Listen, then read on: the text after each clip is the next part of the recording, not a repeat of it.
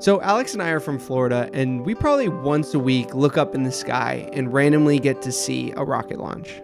And this is not how it was when we grew up. Honestly, it's starting to change very recently. It's because of these private companies like SpaceX, Blue Origin, Virgin Galactic that are changing the space game. So today we're going to talk about the ambition and the technologies that are bringing us into a new era for space exploration. Yep, but let's take a look back. So the space race was a period of really intense rivalry between the United States and the Soviet Union, and it was all about space exploration.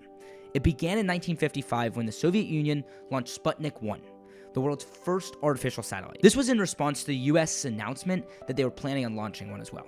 The two countries were in the midst of the Cold War, so the United States was scared that this meant the Soviet Union was becoming more technologically and militarily advanced. This is what caused them to accelerate their own space program.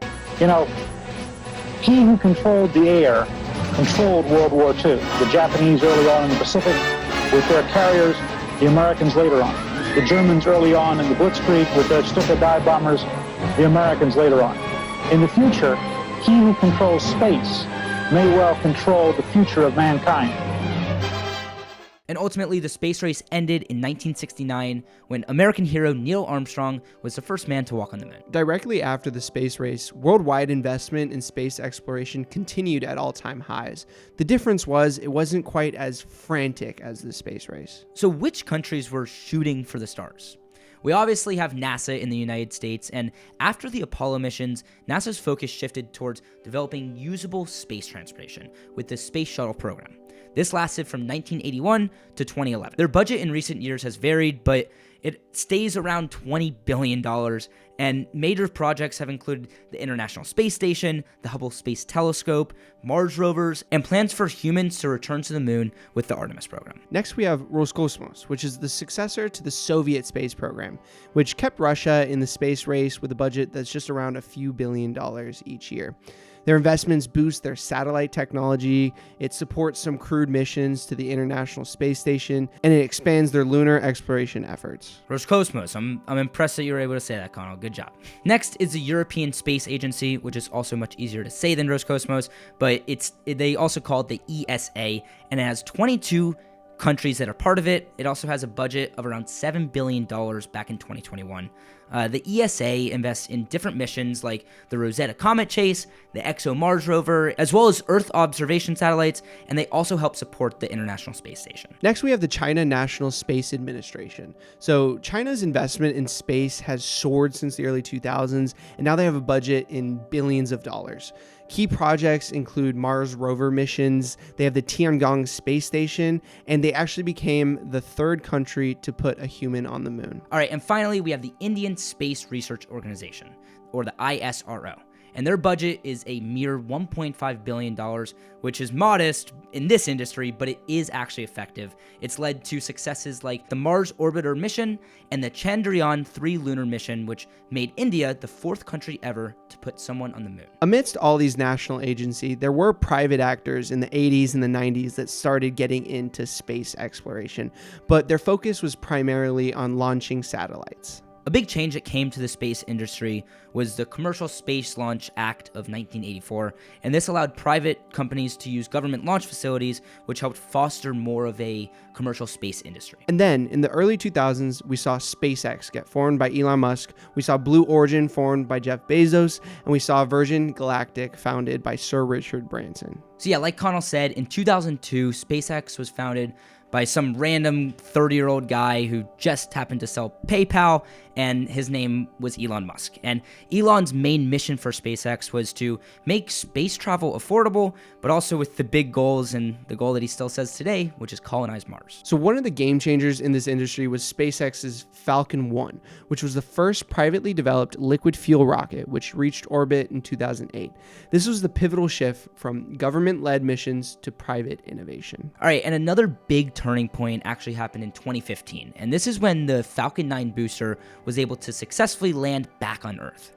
What this did was it showed us that rockets could now be reused just like airplanes. It led to massively reducing the cost of access to space. Aside from rockets, in 2020, SpaceX launched the Crew Dragon on the Demo 2 mission, sending them to the International Space Station.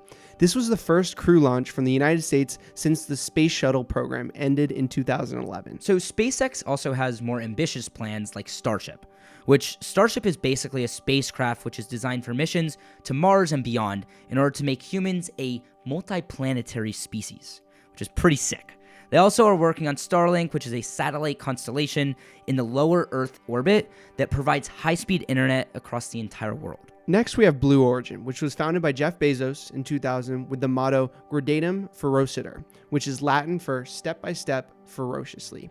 They have focused on suborbital space tourism as a stepping stone towards their larger ambitions. Named after Alan Shepard, who happened to be the first American in space, New Shepard is a rocket designed to take tourists just past the Kármán line, which is the internationally recognized boundary of space. Its first crewed flight was in July of 2021, and it was a landmark event, not just for Blue Origin, but for the new space tourism industry. And like we've said, Blue Origin has ambitions far past just space tourism. So the New Glenn rocket, named after John Glenn, the first American to orbit Earth, has been designed for interplanetary missions.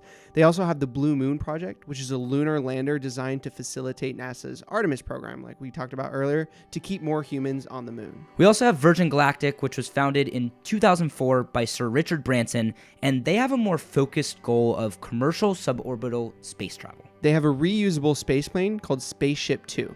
It takes off from a regular runway, piggyback to the back of its mothership, White Knight 2. Once it's at 50,000 feet, it then uses its rockets to launch itself into space. Passengers then get to experience weightlessness and see the curvature of the Earth. The first fully crewed test flight happened back in July of 2021, and Sir Richard Branson was actually on it himself. Virgin Galactic also has many ambitions past space travel. For example, they're teaming up with NASA and other institutions for various space research missions. Their ultimate goal is point-to-point space travel, which would significantly reduce travel time on long distances on Earth. This brings us to our speculations about the future. So I've personally listened to podcasts with both Elon Musk and Jeff Bezos talking about their own respective companies, and they're both such strong proponents that we need to, at the very least, get businesses off this planet, if not humans. The reason for this is that technology is advancing at such a rapid rate, and the only thing holding us back is natural resources and natural land. And this is why they believe that getting cheaper space travel is the only way that we're going to move forward as a species. And honestly, I can't help but agree with them. It really does make sense for us to go beyond Earth. The whole natural resources thing, we have a limited amount here,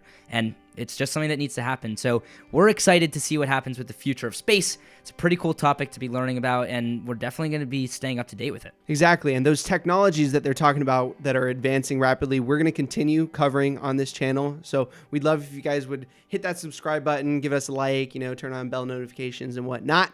But we appreciate you guys being here. I have a question for you, Alex. Yep. What is onces plus onces? That's going to be deuces.